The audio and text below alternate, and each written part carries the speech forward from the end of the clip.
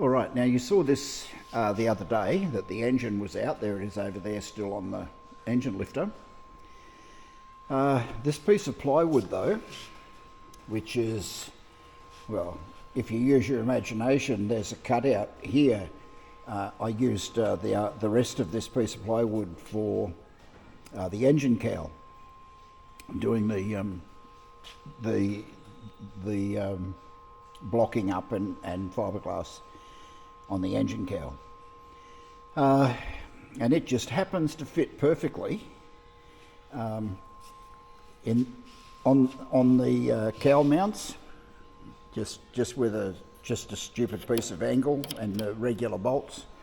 I was able to pick up on the engine mount bolts, the two lower ones, and the lower cowl mount bolts as well. Same deal, just with a piece of angle like that one. I can put some packers in here, some washers or something to pack that up. I don't think it really needs it. You know, it's not going to actually rotate. The fuselage is going to rotate 90 degrees over one way or 90 degrees the other way. But the bottleneck is in the paint tent. This is the engine stand, which I need to connect to the fuselage, to that piece of plywood on the fuselage, and I'm just going to connect it like it is here, just with a couple of bolts, and it'll be used to roll the fuselage over, like this wing will. But that wing needs to really be painted. So I think that's the next job, whether I like it or not, is to release this wing from the paint shop. And so I think that might be tomorrow morning, Monday morning's job, is to get that wing paint job underway. Yeah, so that's the catch up, and then these other parts will just have to follow as they can. But that's where we are, and that's what I'm trying to achieve. I don't know that I really want to attach anything to the back end here. Maybe I will, maybe I won't. It doesn't really need to roll over. It'll stand up on the tail spring or whatever while I'm putting the fabric on. I guess the undercarriage could come off. I can probably use that bench, put it over here underneath the plywood, and remove the undercarriage and start to cover the undercarriage. I can probably do that. That's be one less job. I can also wait until I get the rollover stand and do both jobs at the same time. So maybe that's a better way to go. Little jobs like this. This is just a piece of balsa. It'll make the fabric fit a lot better, just having this piece of balsa in here. But I do need to fill this with some micro balloons and some resin, and just make the transition along the top here much smoother than what it actually is right now. But that's another little job I guess I could do. And fitting the windscreen, I guess I can sort of do that now as well. This was the cut in the turtle deck in order to shorten the turtle deck up. I wanted to keep this fiberglass on here,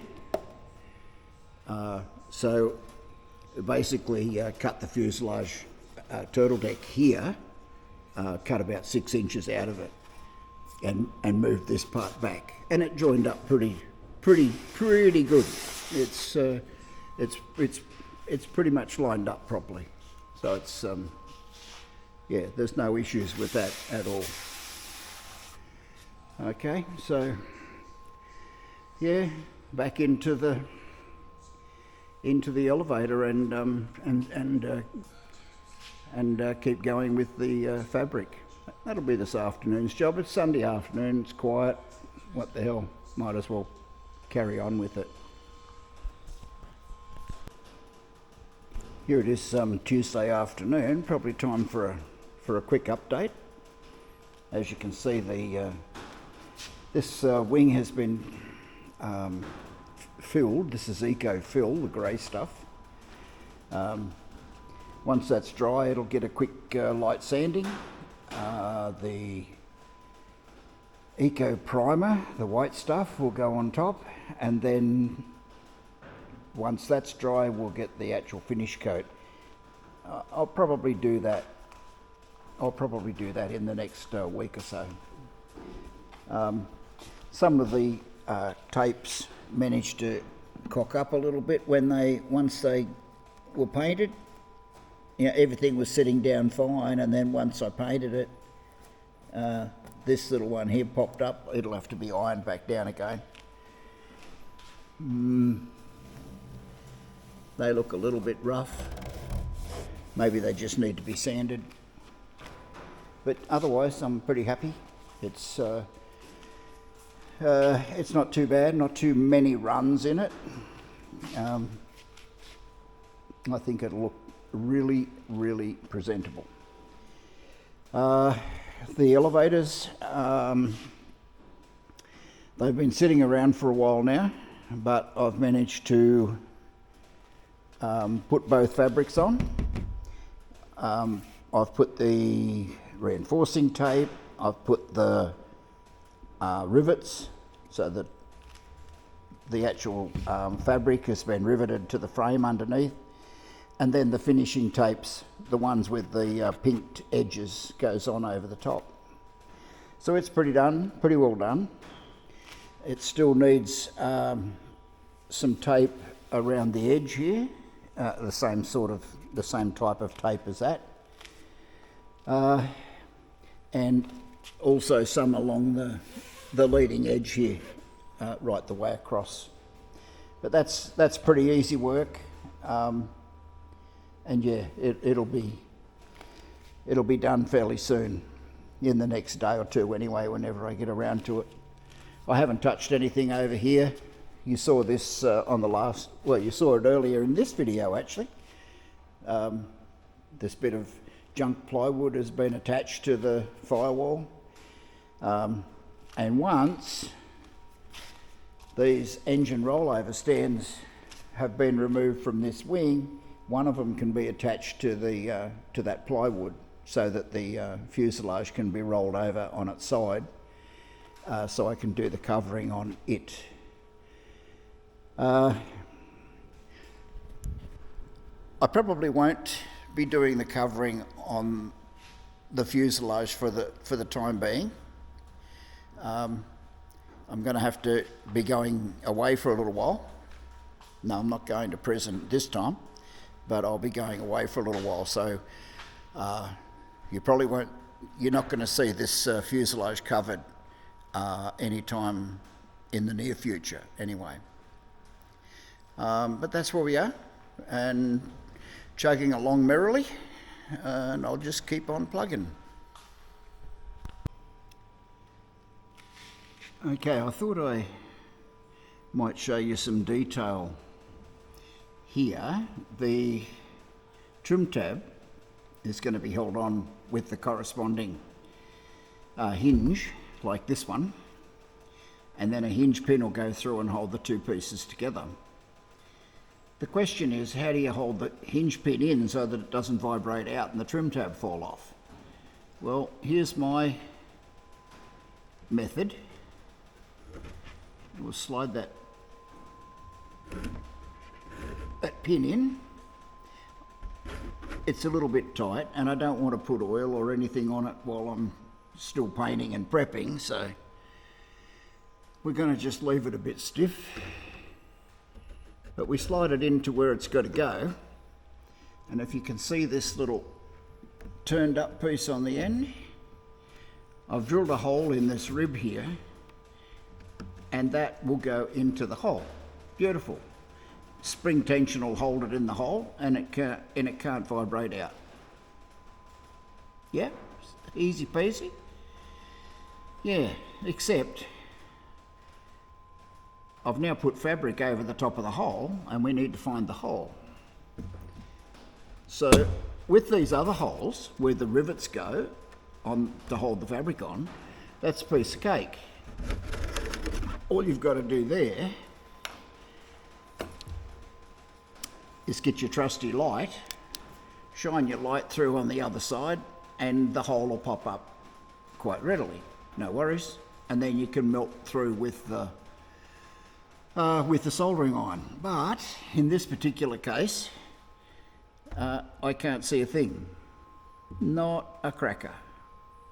I know where it is. It's around here somewhere. It's along that line. That's the line that was put in with the hinge. By putting the hinge in, it's made that line. So the hole has to be somewhere along that line. Now, fortunately, I've got my trusty Swiss Army hole finding device here. And if we go searching along that line that you can probably see, eventually we'll come across a hole, and I think it's about there. Like that, roughly. So all we're going to do is open that hole up. Actually, I'll leave the pin in there for now. Oh no, I think I can see it. I'll get the soldering iron. Now, in this particular case, yeah, we're right at the end of the reinforcing tape. The reinforcing tape runs from about there to there in this particular case, with one rivet holding down in the middle. But let's pull the pin out. Remember, I've got the sharpened soldering iron, and that it will burn fairly quickly, so I've got to get it back out again fairly quickly. There we go. One hole.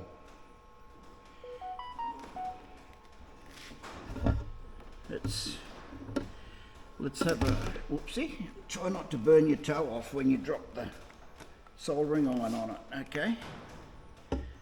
Because it will probably make your eyes water. But anyway, we have a hole.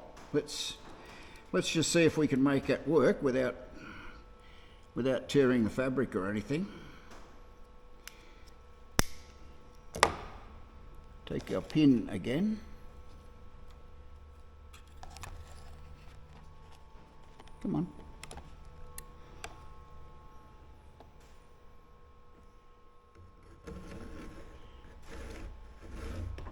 Slide the pin in with the turned up bit outwards so you don't rip the fabric, and get it to about there somewhere, and try and turn it around and see if it's interested in going in that hole. Might be.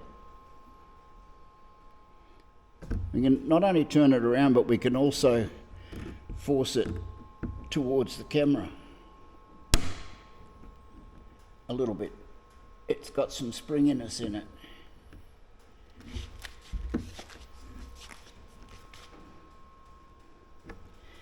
And that is pretty much exactly what I was trying to show you. Yeah, it's just one of those little details that I know you stay awake at night thinking about. How the hell are you going to hold that pin in there? Well, now you know. It's like a magician giving up, showing you how you saw the lady in half, you know, that sort of thing. But anyway, there you go. That's my 2 bobs worth for this video. Well, here it is, Friday afternoon. We've got the Eco Fill, the grey stuff, on this wing. It's got 3 cross coats. It's been rubbed back with Scotch-Brite, right? Just simply rubbing wherever, especially along the pinked tape areas. For whatever reason, the pinking seems to stick up a little bit. Well, I can't see it, but it obviously does, because when you go to rub it, you can really feel that there's some resistance there. So okay, the next step for this is the Eco Prime, the white stuff. I will do that this afternoon. There's a little bit of a run there. I don't know if you can see it, probably not. But it doesn't matter, because that has a fairing goes over the top, so it really doesn't matter. But to some extent you can rub the runs off as well. I'm not going to bother with that one, but you can do it. The next step with this wing is to give it a wash. Now, the tricky part, you can't wash it with water.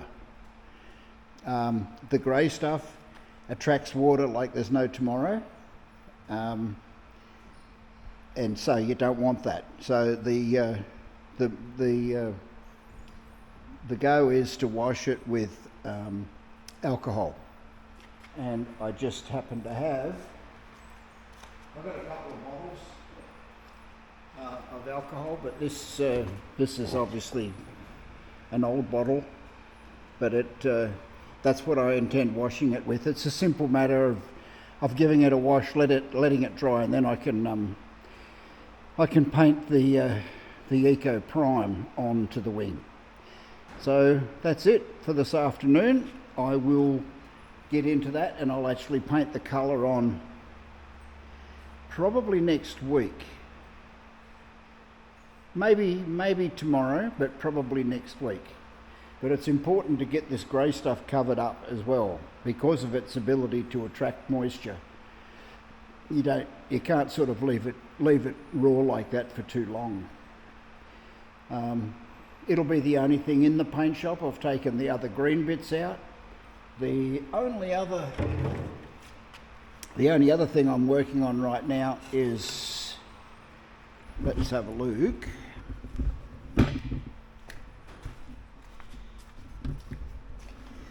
The only other thing I'm working on is the elevators. They've had their first shrink. They've got all their tapes on. They're riveted on. The fabric is riveted to the structure underneath. I'm quite happy with them. They need 2 more shrinks with the hot iron, which only takes a couple of minutes. I've done the 250. It needs the 300 and the 350 degree shrink, and then it gets the wash with the green, the diluted Eco Bond.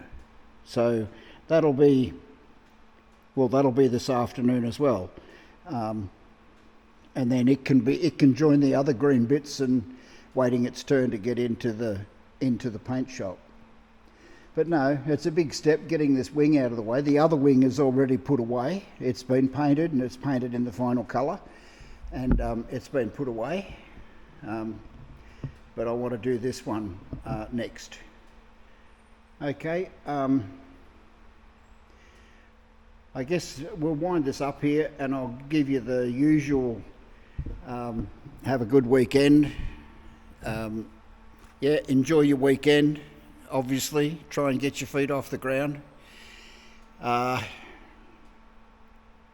probably won't. I'll be doing something tomorrow, and I've got something else on Sunday, plus Sunday's meant to be raining, so I'll try to get my feet off the ground next week. But next week I've got to go away, so there won't be a video next week. So you might have to just wait a little bit for that to happen. But otherwise, have a good weekend, and I'll catch up with you soon. Bye now.